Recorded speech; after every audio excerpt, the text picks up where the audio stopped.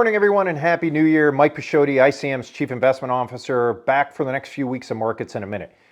Busy week this week, folks, on the economic front with a bunch to talk about relating to jobs, earnings, and of course, geopolitics. Apologies, folks. This is going to take an extra minute or two to get through, so let's just get right into it. By far and away, the most attention-grabbing headline for the week was really the aftermath of the arrest of Venezuelan leader Nicolas Maduro and its implications really for global commodities markets. So now, while the headlines are focused on oil, from a macro perspective, our conviction continues to strengthen that we are really in the early innings of a Cold War for natural resources. Now, some of this, of course, was in place in 2025 as central banks were active buyers of gold, but this is likely to be much broader. Think energy, industrial metals, rare earths, and can really be kicking into a whole new gear. So very, very bullish in our opinion for commodities. Now, here's the prisoner's dilemma, so to speak, for President Trump. So if he is to be successful in bringing energy players to Venezuela, he likely needs higher oil prices to do so.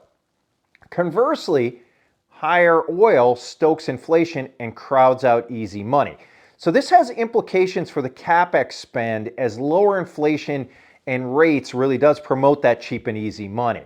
So this is going to be interesting to watch this play out. Supply increases, in our opinion, will be a bit longer tailed. They really do need a carrot for development and investment. So we wouldn't be shocked to see the quote-unquote compromise being oil prices in the mid to high 60s, roughly 15%-ish above where we are today.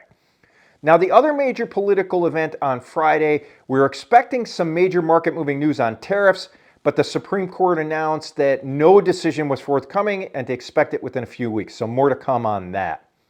Now, on the data front, lots this week. ISM New Orders came in soft at 47, the same as the prior reading. Again, readings below 50 indicate a contraction from the prior month. This is the fourth consecutive reading below 50 and 10 and 12 in 2025. Now, by contrast, services new orders came in at 57, very strong. It's seventh consecutive reading above 50 and 11 and 12 in 2025, and probably why earnings continue to remain strong. So the message, services strong, everything else not so strong. Now, other items of note, JOLTS data for job openings was softer than expected. Layoffs were also lower, indicating that employers really aren't adding, but they aren't aggressively subtracting either. So not enough to really change rate cut expectations there.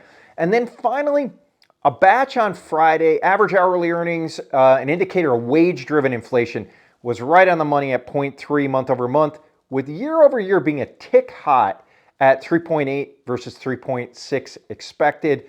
Non-farm payrolls were soft, and the 2-month number was revised down again by 76,000 jobs, but it was kind of shrugged off as the unemployment rate also unexpectedly ticked down. A bit of a conflict there.